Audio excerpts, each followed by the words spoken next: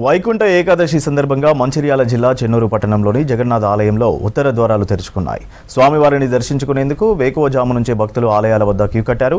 ఆలయంలో అర్చకుల ఆధ్వర్యంలో ప్రత్యేక పూజలు ప్రారంభమయ్యాయి. పెద్ద ఎత్తున వచ్చే భక్తులకు ఇబ్బంది కలగకుండా ఆలయ కమిటీ అన్ని ఏర్పాట్లు చేసింది.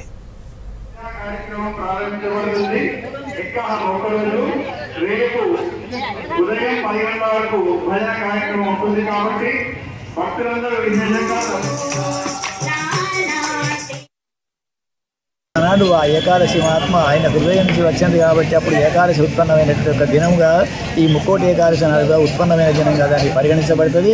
ఆ మురుడైనటువంటి రాక్షసులు కూడా భయపడి కూడా బియ్యంలో కూడా దాక్కున్నటువంటి వాడైనాడు. ఎక్కడ చోటు దొరకకపోతే బియ్యం రాచుకుపోదొరుకుతుంది, అందులో కూడా ప్రవేశించేటువంటి వాడైనాడు. ఆ ప్రవేశిస్తే అప్పుడు కూడా అందుకోసమని మళ్ళీ ఏకాదశి దేవత కూడా వాడిని ఖండించినటువంటిది అయింది. అందుకోసమే ఈనాడు కూడా బియ్యం తినకూడదు అని చెప్పని ఒక శాస్త్రం అది. బియ్యంలో కూడా ఈ రాక్షసులు ఉంటారు కాబట్టి మనం బియ్యం అనేటువంటి ఒక అన్నాన్ని కూడా విసర్జించవలసి అని చెప్పని ఆలోచన చేసేటువంటి విధానం కూడా ఈ రోజు వర్ణించబడ్డది. కాబట్టి ఈ ముక్కోటి ఏకాదశి నాడు విశేషం ఏంటి కదంటే శ్రీవైకుంఠంలో కూడా దర్వాజలు కూడా అన్ని 33 కోట్ల దేవతలు వచ్చి కూడా ఈ రోజు కూడా దర్శనం చేసుకున్నటువంటి ఒక దినం.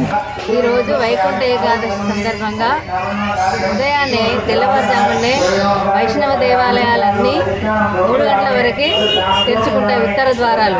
ఉత్తర ద్వారం విశిష్టత ఏంటంటే వైకుంఠ ప్రాప్తిని పొందడానికి ఉత్తర ద్వారం ద్వారా మనం దర్శించుకోవాలి.